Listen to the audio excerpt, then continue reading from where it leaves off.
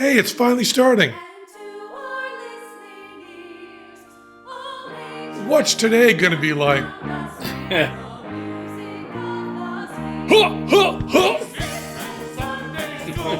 Brothers, sisters, siblings, welcome to Penn Sunday School, starring Penn Gillette. My name is Michael Godot. Matt Donnelly, Ratty Rich, Penn and I are broadcasting from our separate homes in Las Vegas. This week, my son Joey has started swearing. We've seen a few Zoom magic shows, and Al and Alda doesn't know much about Penn. And we've also got some Fool Us recaps. Here he is preaching love, Mr. Penn Gillette. Yeah, preaching love. We're kind of back after Nicholson Baker and after Chris Matheson, which I think were great shows. But, Ratty Rich, let me ask you, what the fuck did you do last week? I've had people write to me saying, what the fuck was going on? I don't listen to the show because I'm there during it. What the fuck was going on, Reddy? Okay, so here's what happened. The technology for these conference calls doesn't work. It's always showing us a lie. It's desperately trying to figure out who's going to talk next so it could advance that information to everybody so that we could believe we're having a conversation in real time. But we're not. And we've been fixing that problem by recording everything locally. I collect all the hard drives from you every week. And for our out-of-town guests, they upload me files that they've recorded locally. And all that failed last week. Hooray! So I had nothing from Chris Matheson except for what aired live, which, as I just mentioned, isn't the truth. He would finish a sentence, and you would laugh or comment on that sentence 5 seconds before he finished. That's just my prescience. So I recovered what I could from him, and then I just did his lines from memory for the rest. I'm sorry. So you played Chris It sounded to me like you said you did his lines from memory. That's what I did say. Did you try to do a Chris Matheson impersonation? I did not. I grabbed a shitty microphone from a shitty computer, and I warned everybody up front, if they heard me talking through this microphone, that it's not me, it's Chris. I think. Now, does Chris know about this? I don't know.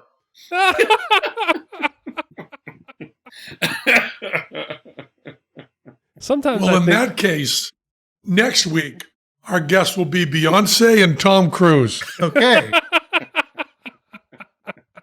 I was going to say, because of COVID, like, I believe many listeners have been very forgiving of many podcasts because of weird errors that are happening by moving everything away from studios. But this is a new one. This is a newbie. We are on the cutting edge. Yeah. Raw. We are so much better than every other podcast. We're ahead of the game. We are the future. We are the future. And the future is fucked up. It's so great because his diction is to start out a sentence very strong and then just kind of trail off into the punchline. And so even the slightest amount of laughter at anything he said would just totally drown it out. I like talking to Chris. He was awesome. If you guys don't know how much Ratty Rich loves you, please go back and listen to the last episode. If you don't realize how much Ratty Rich wants you to have each and every episode, every morsel possible, no matter what happens, go back and listen to that last episode. Have you heard the last episode, Matt? I haven't, but I've never been more curious to listen than right now. We should just run it again today. I got a message saying from a friend of mine who listens, who used to work at Pixar, who said that our last week's show was the cutest thing he ever heard. So what did you really do? You didn't really do Chris Matheson's lines over a shitty mic and a shitty computer, right? That is exactly what I did. I'm reminded by one of the residents, the avant-garde performance ensemble in San Francisco, who are anonymous. And one of the residents once said to me, "Can you imagine how weird it is what really happens when we fly, that they got to tell us that big airplane goes up into the sky?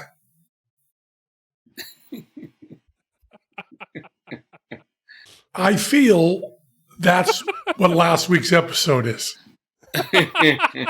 Do you realize how weird what happened last week must be that Ready Rich had to claim to be doing Chris Matheson's lines? When the resident said that to me, I thought it was so heavy, profound, and funny, and I've repeated it several times, and many people have no idea what I'm talking about. I had to say it 5 times to my wife and then finally give up. Can you imagine how weird what really happens during air travel must be, that they have to tell us that plane goes into the air? It takes as a given that the lies are so complete. Yeah. But she never understood it. Oh, funny. I finally got done saying it. Was your method of explanation was simply to repeat it until they understood? Well, that's the only method of explanation. Sometimes, if I want to be really pedagogical, then I repeat it louder. I used to work with a guy who would say things, and I never understood what he meant, but I understood the words. So I'd say, what? And he'd repeat himself. I say, what? He'd repeat himself, and I'd shake my head and I said, I'm sorry. What I mean to say is, can you use different words to express what you're saying than the ones you already used? Yeah. As I get older, I understand more words. Yeah. And understand less meaning. That's true, yes. And with my hearing aids, that brought me up to another level. Oh, I bet. Because now I understand most words and none of the meanings. Eventually, they'll have an hearing aid that solves that, right? Won't they eventually have one that translates that for you? Yeah, but I don't know what it could translate it into. For example, like say you had an audio technician who told you that he redubbed all of a guest's lines from memory. You understand all of those words. I think the part of it that comes in like a diamond bullet is from memory. Redoing the actual lines is one level of crazy. If his kids weren't 23 and 28, they are now.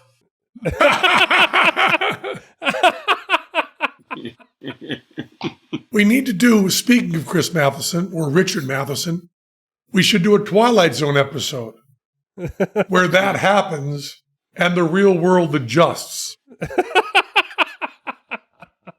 I guess they did a few of those, didn't they? Yeah. They did ones where playwrights, remember that one? Where the playwright keeps crossing out stuff and changing it, and the characters who are living it don't realize that they're characters in a play.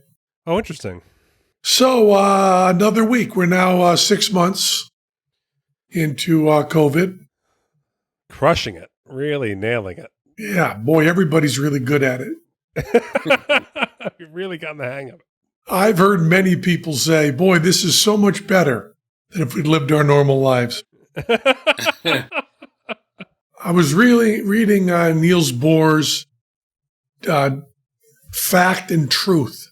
What do you mean fact and truth? A fact must be either true or false, and two contradictory facts cannot both be true. But truth can be contradictory and still true. Two contradictory truths can be true. Oh, interesting. So a fact can be false, but or has to be falsifiable, but truth does not. According to Niels Bohr.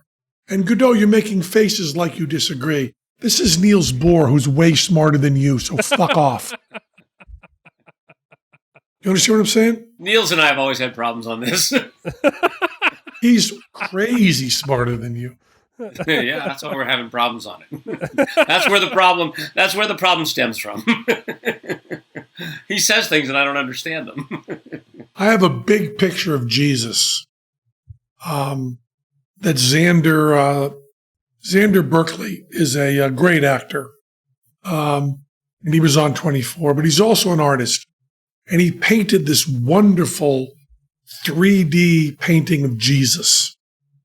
When I say 3D, he put on so many layers of paint that Jesus's nose is the size of Jesus's nose. So it's like a face sticking out from the frame. Wow. And he had an art show with my buddy Tony Fitzpatrick in Chicago. And I saw this painting of Jesus. And I was very taken with it, and I bought it. And Xander immediately said, "Can I say Penn bought a picture of Jesus from me?" I said, "You certainly can." And I have it hanging up in my office, watching over me. And I plan, if anyone ever came into my office, which no one has because there was a lockdown, and they saw the picture of Jesus and were disquieted by the fact that an atheist has a picture of Jesus, I would tell the Niels Bohr horseshoe story. You know the Niels Bohr horseshoe story? No. Niels Bohr, during the Manhattan Project, working the atomic bomb, had a horseshoe over his doorway. And people would come in and say, "Why do you have that horseshoe over your doorway?" And he would say, "It's for good luck." And they would say, "You're a physicist. You don't believe in luck. You certainly don't believe that horseshoe brings you luck." And he said, "Well, I've been told it works even if you don't believe in it." So I can say Jesus is watching over me, and you can say, "Penn, you're a very strong atheist," and I can say, "I've been told he watches over you even if you don't believe." Niels Bohr has a lot of good stories about him, and the best one is not true. Oh, It's no. apocryphal. The very brief story is that Niels Bohr was giving lectures, and he was giving the same lecture every time to all these like Kiwanis clubs. And he and his chauffeur were riding together around the country. Finally, the chauffeur had heard the speech so much he had it memorized. And Niels Bohr said, "Why don't you just do the lecture?" So the chauffeur said, "Okay." And Niels stood in the back with a chauffeur's cap on, watching his lecture being done by his chauffeur, by his driver. And then one particular performance during the Q&A, which the chauffeur could also handle, having heard so many, one person stood up with a very difficult question. And the chauffeur said, "That question is so stupid, I'm going to have my chauffeur answer."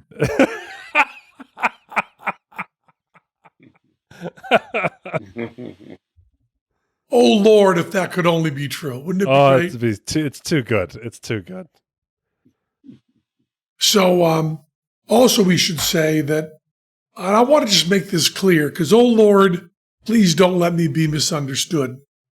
Someone was writing into you, Reddy, with a great deal of trouble with Nicholson saying that the virus, it should be investigated whether the virus, COVID, escaped from the lab in China.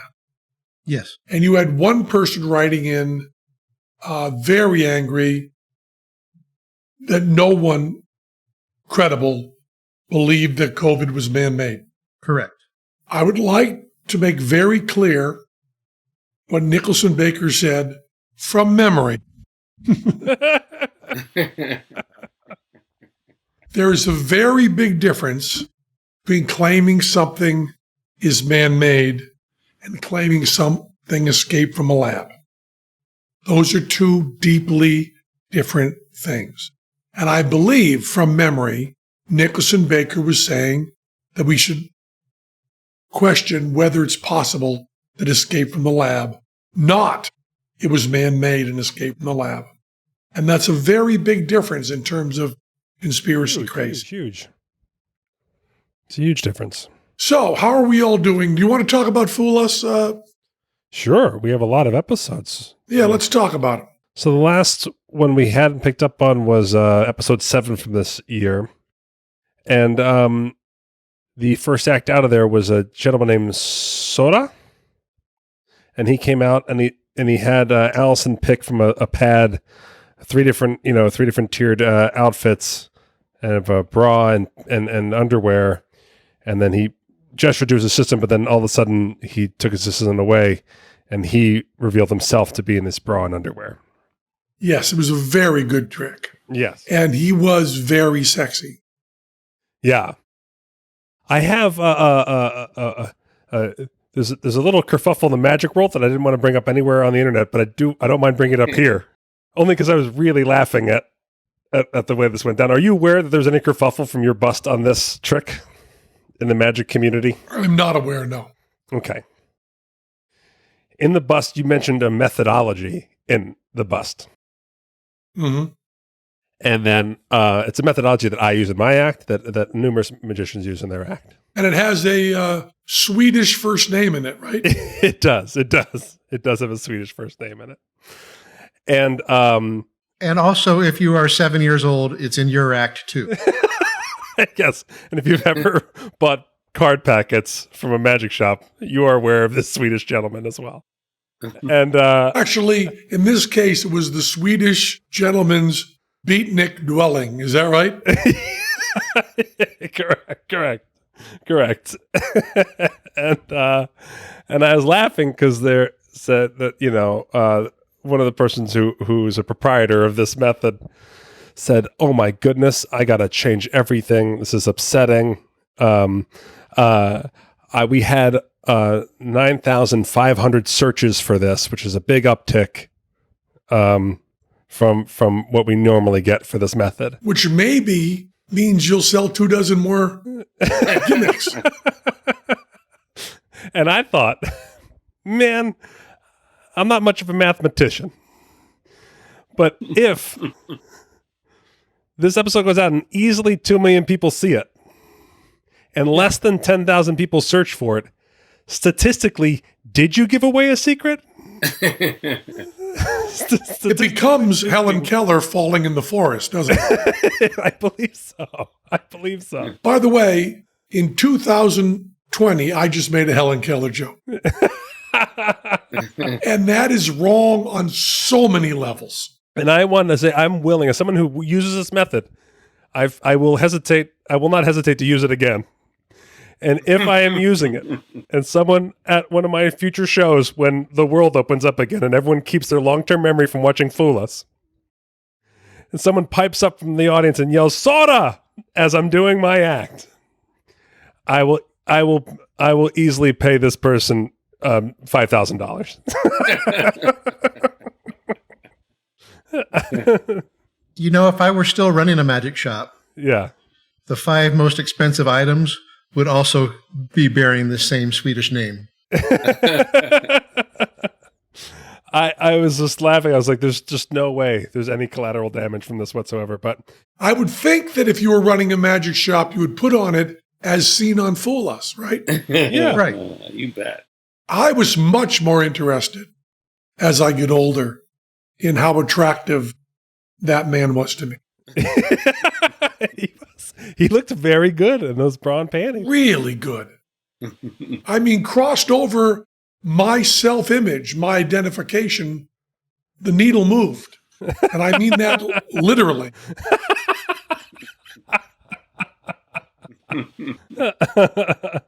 It was a lot of skin for CW. And a lot of attractive skin is what I'm trying to tell you. Yeah. No offense to Vinny Grasso, but this is different. A little offense to Vinny Grasso. Very small amount, but a little bit. We have so much more to talk about on this. I'm more interested by a lot in the sexuality than in the morality. Sure. You got to help me with this, Matt Donnelly. Yeah. I'm going to talk about something I don't know anything about. Oh, I'm Sport? sorry. We already announced it was Penn Sunday School, didn't we? Winning season returns at MyBookie. Winning season means doubling your first deposit. Winning season means insane props, epic bonuses, and the craziest cross-sport wagers at MyBookie. Winning season means watching live sports and betting live sports all season long. Rejoice, the NFL has finally returned. That means action-packed Sundays and huge cash prizes. Get on the action. Use promo code Penn. and double your first deposit. New players get up to $1,000 in free play designed to add more excitement to the sports you love and the games you bet. You bet. And the games you bet. Bet with the best this NFL season for your chance to win big. Use promo code Penn. at mybookie.ag and double your first deposit. Your winning season begins today only at mybookie.ag. MYBOOKIE.AG and use the promo code Penn. PENN. Let's talk about Blinkist. We all loving Blinkist? Oh, yeah. Yeah. With our ever-changing routines, there's never been a better time to learn something new. With thousands of options available, finding the best way to learn can be challenging. My recommendation is an app called Blinkist. Blinkist is unique and powerful. It works on your phone, your tablet, your web browser. Blinkist gives you the best key takeaways, the need-to-know information from over 3,000 nonfiction booksellers in over 27 categories. Blinkist condenses them down into blinks, which you can read or listen to in just 15 minutes. And now Blinkist offers its members even more, including exclusive original podcasts from top authors and creative thinkers. You still get access to the entire Blinkist library, the membership. Now you can also dive deeper into full-length nonfiction audiobooks, special discounted price. Over 14 million people use Blinkist, and they should. There's a lot of books I want information from that I'm not going to read. I'm just not going to invest the hours to read the book and remember 6 months later 15 minutes of it. But Blinkist gives you that 15 minutes. So when I'm working on plate spinning or I'm doing something that engages my hands, I play Blinkist and I learn a lot.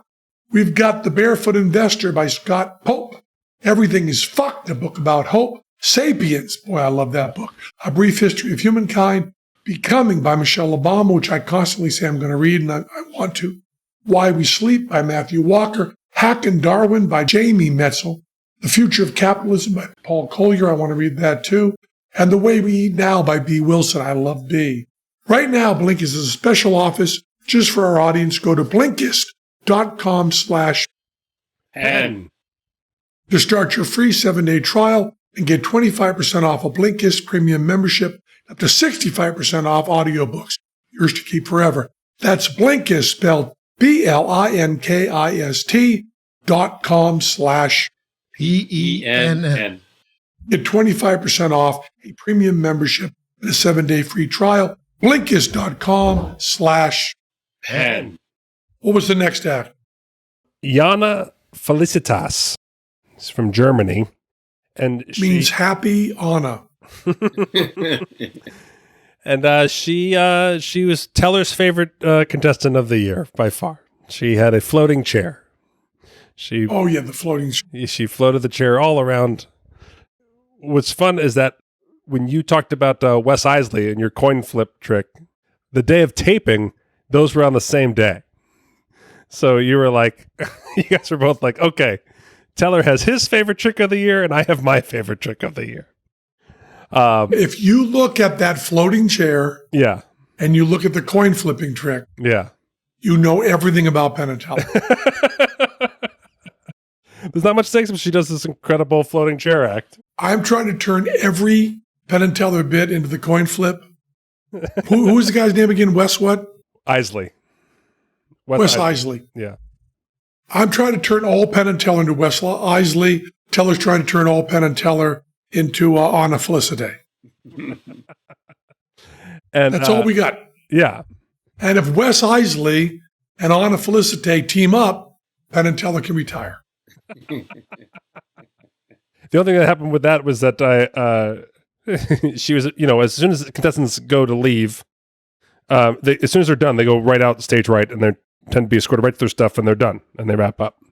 And I ran to stop her from leaving, to be like, I have not spoken with Teller, but I have a feeling you're about to meet Teller.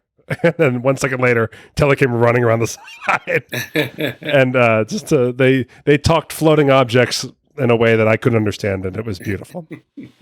And it's very hard for me to express publicly and politely how much I fucking hate floating objects.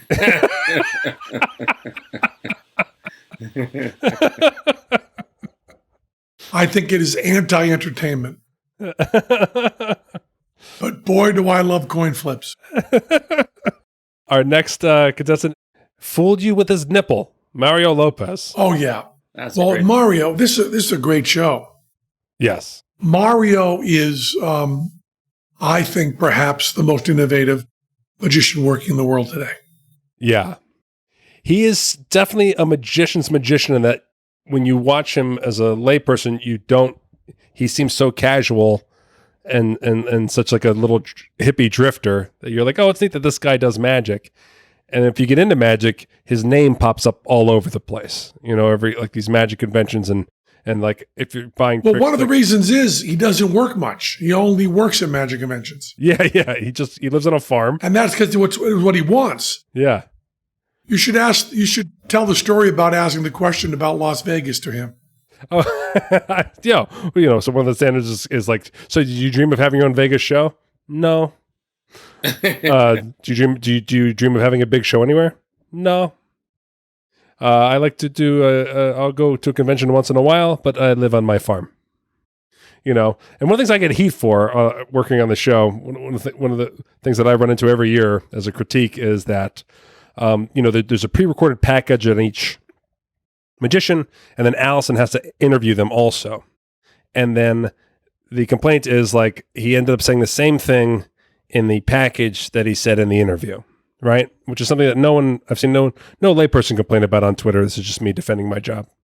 And sometimes the problem is because that's all they'll say. I talked to Mario for like a half hour, and all he talked about was his farm and living on a farm and having no desire to perform anywhere except a magic convention once in a while and be back on his farm. That's all he could say. But he did a salt routine. After he fooled you with his nipple, he did a brilliant salt routine. I'm going to tell something behind the scenes that I probably shouldn't. Do. People always ask if we are honest in the fools and the non-fools. If we ever give someone a pass, or we don't give someone a pass.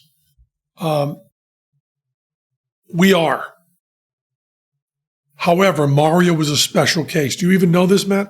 I do, and I was curious if you were going to speak this aloud or not. I'm going to say it aloud. Mario came on last season, and he did a cigarette routine.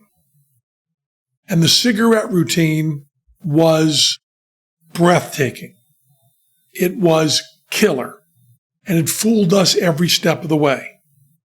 And then the CW, and maybe some other FCC or something, I don't know, would not allow his cigarette routine to air.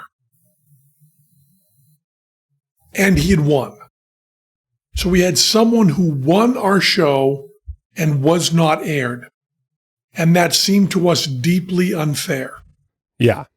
So we told Mario that he could come on again, do a different routine, and he was guaranteed to fool us for fairness. Now, I don't know how people feel about that. Right. Don't know how I feel about it. It is fair to Mario and a little bit unfair to the audience. Yeah, it's ultimately the most fair thing to Mario, right? Because to have something that where he fooled you and not air, and for him to walk around with a trophy that wouldn't make any sense if it never aired, and so that's a very difficult thing. And for him to go on air with something that didn't fool you, then walk around with a foolish trophy or have a foolish trophy on his accolades or his website would be weird. Yeah. So ultimately, and we didn't want to have an asterisk next to his name like Elrod. A-Rod? A-Rod. Oh, that was really good, man. That was really nice. Very close. I was so proud of that, and I was thinking about it forever. Elrod's pretty fucking close for me. Now, is that Superman's father? Yes. I think he also wrote Dianetics. Elrod Hubbard has an asterisk next to his name. Who else was on that show? You know what I want to say about Mario? It was nice that I didn't know that story. And it's nice that he came back and did a great trick. Because he could have come back and done the coloring book. Because you had agreed to leave him a pass. He could have fucked you so hard. And did not. Very good point. And I do believe that there's 2 moves in the salt routine that fooled both me and Teller. Yeah. So it ended up being legit and righteous. Yeah. But it was not legit and righteous going in. Right. Well, and we should say this completely. It's like I want to stress the unique circumstances around this. This is not even a situation that comes up at all any often. So like, there's to knock the show in any other way outside of this because of what the story is would be silly. The amount of unique circumstances it took to create that situation is crazy. Yes.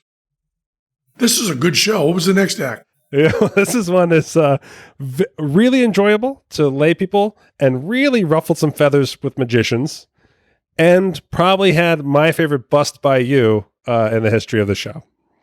So this was Clinton W. Gray from Canada, and he did this. He had a unique looking arm chopping apparatus that he did with Allison.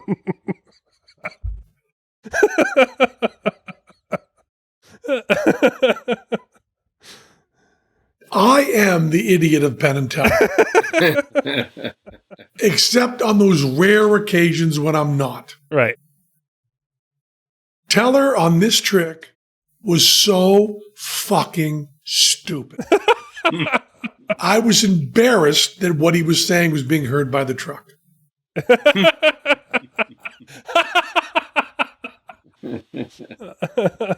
Teller was trying so hard to fool himself. Yeah. Teller does that. Right. You can come on fool us with a stupid enough trick, and you will end up fooling Teller. Yeah. Because he will not believe you've done the stupid trick. I know that was my attempt on the show. So I that was my lane. So I get it. Yeah, Clinton did a great routine where he threatened to chop off Allison's hand, basically. And Clinton does a lot of danger magic in his routine, and he submitted a lot of danger magic, but the funniest, most clever routine he had was this routine to do with Allison. And Allison was fantastically funny in it. And when she was, I was like, oh, well, this is definitely making air because Allison was hysterical. Good news for Clinton W. Gray. You use an expression, Penn, called off the rack. Is that right? Yes. Okay. And so when someone comes on Fool Us with a trick that could be said is off the rack, it often makes magicians irate. Yes. So, as someone does behind the scenes of Fool Us podcast, I got a lot of messages from magicians before I recorded this, or either this episode or that episode, wondering what are we going to say about Clinton W. Gray. Now I know Clinton. When I went and toured with Piff in Canada, he came backstage and I chatted backstage or whatever, you know. And so he's aware and thinks it's hilarious that everyone's so upset that he went on there. But there's a... Did I use the phrase off the rack when busting him? No. So you went up and you whispered in his ear and he just nodded and left. And I know what you whispered. And you whispered, it's a fucking arm chopper.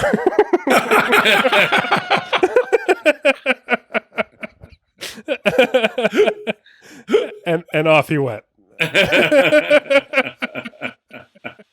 So, and Clinton has great material for his reel, and off he goes with his magic career. Yes, it's a fucking arm chopper. I was so exasperated with Teller.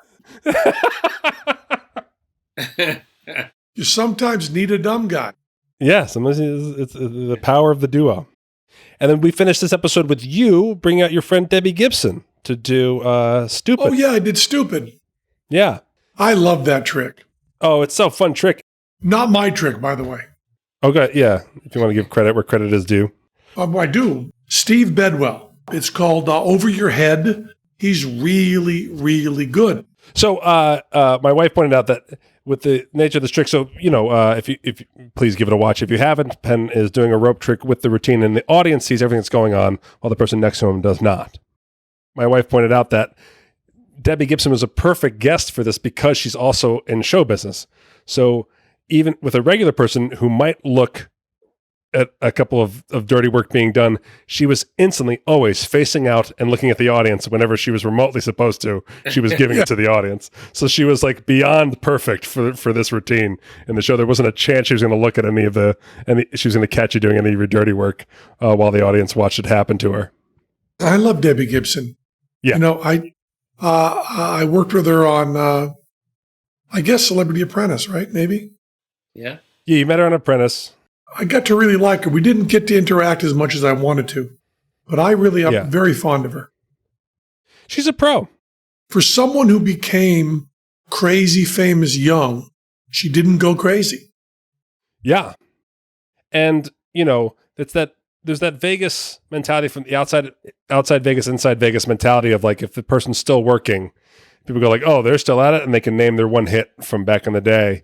Aye. And when you move here, what you realize, that person's still working because they're a fucking pro and know how to put on a great show. So if you can only remember the thing they did from however many years ago, that just shows you how awesome of an entertainer they are, that they can still work, Well, and so she just shows up and knocks it out. But that's not correct because Debbie had more than one hit. She had like a zillion. Yeah. But also Debbie, and this is rather surprising from someone who starts this young. She is a very, very skilled, educated, and talented musician. We were on the show with many people who were in there living in music. And Debbie, I believe, has perfect pitch. She knows harmonic structure perfectly. She was doing all the arrangements off the top of her head, and it was like being around a music professor. Oh, wow. It was not like being around a teen idol. Interesting. I was very surprised. I have, friends on the show who were in there living in music, and they wouldn't be able to do the kind of transposing and harmonic writing she was doing. She can put together a Broadway show easily. She can do arrangements for all instruments. She can read and write music comfortably, and she has an incredible ear. It's really, you got someone like Clay Aiken, who is someone who sings really well in church. Right. He can sing in key, in tune, all the time with a pleasant voice. Yes. Debbie has all that, plus she can hum a B flat on command. And if you ask her, how do we do 4-part harmony on this quickly, she can grab sheet music and write it out for you. Wow. She'll also tell you the ranges of every instrument and how to put a band together. That's insane. Yeah. And also very nice, very sane, very smart, and a pro. Yeah. And totally underneath my radar. Because she's younger than me and made it really young and made it on, pop radio, I'm not aware of any of her hits. Right. And I would have dismissed her out of hand. Sure. No way anybody would pop up on the radar and go, boy, as a guy who loves music, you should check out Debbie Gibson. And that's just because of ignorance. Yeah. And not on her part, only on mine. I was very impressed with Debbie, and I loved her coming on the show and doing it. But she was known for a lot of that at the time. Was she? Yeah, she was writing her own stuff. She was in that pocket of Pop-Tarts, Madonna and Regina and Stacey Q. We're all doing that disco music for 16-year-old girls, but she was a 16-year-old girl writing for her own audience. And skilled. Yeah. I mean, Madonna cannot do what Debbie Gibson can do. Yeah, Madonna was Stephen Bray at the time. Find a producer that's hip and have him write everything. And Debbie was doing all that herself. And Michael Jackson was Quincy Jones. Yeah. Right. And Debbie Gibson was Debbie Gibson, which is pretty fucking amazing. And it was just that pocket of punk rock had opened that up for the Go-Go's. Mm-hmm. And then synthesizers opened that up for home studios for young people. And she was right at the front of that. You know, it's kind of like who Billie Eilish is now, or Billie Eilish and her brother. Right. I mean, they're doing it for real at a very young age. Yeah. Yeah. Good point. As opposed to just being a figurehead, which there's nothing wrong with, by the way. You can be a figurehead and be fabulous. But thank you. We can point out when someone is more. Yeah, I mean, you're just, Matt Donnelly's just a face and a body. Pretty face. I went to L.A. and did a game show. Oh, that's right. I went to Los Angeles to do a show called 25 Words or Less, which I have done before with Meredith Vera. Were you excited to play again? Did you like the game? Do you like playing the game? I do like playing the game. Isn't that weird? It's crazy because in the time of COVID, you know, and I was going to L.A. and I was thinking, well, I'm going to get to drive to L.A. and I'll have, 5 hours in the car. And then my mother-in-law came along. Oh. So it was me and my mother-in-law driving to L.A. Did that ruin the pee in the field part of the agenda? I know that was part of your... It did ruin the pee in the field. I peed carefully at a 76 station. But I was very careful all the way. And I got there, left my mother-in-law off at her house, which she was going to check because she's been out of it for 6 months. Yeah. Where she just stayed. She stayed completely sequestered. And then I went and did this show where I was very impressed by how careful they were. Oh, great. We walked along, we were all tested right away. We were masked and brought into separate cubicles with remote cameras and boom mics. No one touched us. And Meredith Vera, am I saying her name right? Viera. Was in her basement in New York. And we did the show like that. And it was great. And the other celebrities, which I don't think I'm supposed to say because they mix the shows up and stuff. But the other celebrities were very disgusted with me because they said, we've all put on weight during COVID. How much have you put on? And someone said 19 pounds. Someone else said, I put on 8 pounds. Someone else said almost 20 pounds. And then I said, I've lost 32. And they said, shut up. But we had a very good time. You're supposed to get people to say a word without saying that word. And you have to bid on the number of words you can do that in. So you have 5 words and you bid how many words you can use to get your teammates to say all 5 of those words. There were a couple problems. I bid on the word, one of the 5 words was temporarily. And I said, ephemerally. I thought perfect cue. They thought different. What, does that break a rule? No, just my teammates couldn't get to temporarily. Oh, okay. Temporarily is a tough word to do on this show. Definitely. I was going to say that seems like a really hard word. And then my teammate was disgusted with me because I'm an idiot. She said, International Press Corps Award. I said, Penn, Faulkner, and afterwards, when we found out that it was Golden Globes, she said to me, I'm sorry about those clues, Penn, but I thought you were in show business. I've never seen the Golden Globes. Right. I've seen the Academy Awards once. I don't approve of award shows. I mean, I'm not interested in them. I don't watch them. Even now, with all the new rules for inclusion, you're not totally into it? I don't. I've watched the Academy Awards in my life once, and that was over Al Franken's house. Yeah. And I was sitting around with all the Saturday Night Live people at Al Franken's house watching the Academy Awards. And I kept saying during every commercial, is it always this bad? And they said, this is actually a pretty good one. And I said, that's impossible. That's impossible. And they said, really, it's not a bad one. I said, there's nothing to watch. There's nothing going on. I guess I was expecting there'd be a murder in the first act.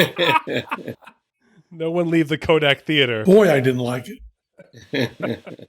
But I didn't know, and my teammate was very upset with Faulkner. The first time you went out, first time you were on the show, it went very well. So it's what you're describing seems a little different than your first time out there. No. It was really good. I'm pointing out I did 6 shows. Oh, right. Out of the 6 shows, 2 words didn't go great. Okay. But everybody fails at some. Oh, of course. There was one that, it's one person giving the clues and 2 people answering. And it was a civilian giving the clues, and I was there with my partner giving the answers. She was so good. Oh, nice. That I did not say a word except, whoa, nice. It was all I said, not even a guess. And our team went through and aced it. And afterwards, Meredith said, we'll be back after this commercial, with maybe not with Penn, because he is doing nothing. Absolutely, literally nothing. That's a good partner. Yeah, I was just incredible. I mean, a lot of the words I would have gotten, I was just slow. Right. And the other rounds with those same team members, I did fabulous. Right. But that one, and it was killing everybody that I actually used up 2 of my words to go, whoa, nice. Because it was so clear that she'd gotten it right there. I mean, it was stuff like she said, German pastry. It was strudel before she finished the word pastry. Wow. That's impressive. They were all like that. Every story you're telling me lets me know I'd be terrible on this show. I'd just be like, oh, gosh, nothing. Your own last name. Crap. Even on your Golden Globe one, in my head, I was like, Pulitzer? Like, I'm not really, I'd be very bad on these shows. It's also timed. Yeah. And you have to bid back and forth on how many words you can do it in. Yeah. Because if you bid the lowest, your team has to do it. Oh, interesting. If your team fails, the other team gets the points. So you can't bid too low. It's a clever show. And the way the bidding goes is Meredith starts with like 23 words. And then you go back and forth bidding. And the way everybody plays the game is one person goes, ooh, she's starting at 24.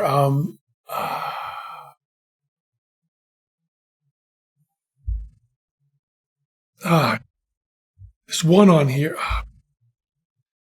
23. Then the other person goes, 23.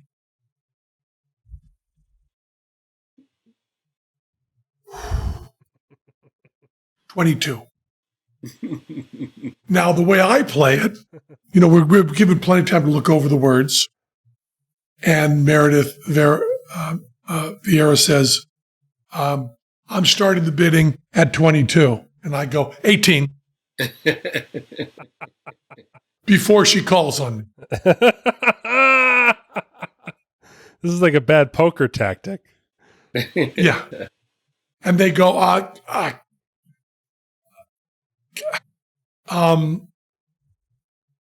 17, 14. So that's the way I interpret the game. Gamesmanship. Like a poker, you're like all in, like, sir, it's not your turn. You're like, oh, I'm sorry. And you pull your chips back. Yes. But it was very good. And then I came driving back with my mother-in-law. Yeah. And she had given me, first 5 hours out, we'd gotten a lot of the family gossip. Oh, good. The information was exchanged in one direction. You listened to a podcast about your family the entire ride out. Correct. And then driving back, she was very tired. She'd done a lot of work at her house. She was very tired. And she said, I'm just going to lay back here and maybe take a little nap. You can play anything you want. No audio will bother me. I said, really? Do you really mean that? And she said, yes. And we verified. And I took her at her word. And I played Rough and Rowdy Ways, Bob Dylan new album, 2-record set, and followed it with Triplicate. 3-record set, Bob Dylan's before this, that is all covers, mostly Sinatra. And she had her chair back and her eyes closed. And we stopped the 76 station. And she said, this is the greatest music I've ever heard. Oh. So, having been in the world with Bob Dylan for a long time, she is a new fan. Amazing. That's great. And she was in her room listening to Triplicate over and over. Oh, that's wonderful. And I felt very, very verified, very happy. So I've had 2 musical events with my mother-in-law that were wonderful. One was when John Prine died. Yeah. I played her some John Prine, and she said, boy, he's good. Yeah. I said, yes, he is. And now Dylan, who is, I believe the name must have been available to her for 60 years. I would have taken you could play anything you want as a challenge. Yes. Ein Sturgeon and Neubauten and Tuvan Throat Singing's greatest hits. Yeah, you could have done that. You could have also done Metal Machine Music. Yeah, Metal Machine Music would have been my suggestion, yeah. I chose to go with what I really felt like listening to sincerely. That's good. 2 great albums. Or if it were records, it would be 5 great discs, which covered most of the drive. Yeah. But I like doing 25 words or less. Oh, good. And I think we got so much more to talk about. Yeah. But we have Wednesday coming up. So that was Penn Sunday School. That was Penn Sunday School. Cha-cha-cha. And to our listening ears, You become all nature's naked. round us rang the music of the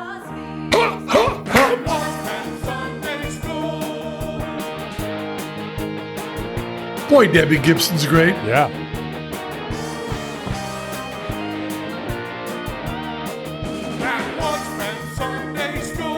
I just did a birthday greeting for Debbie, and I did it naked from the waist down, although I don't think she knows that.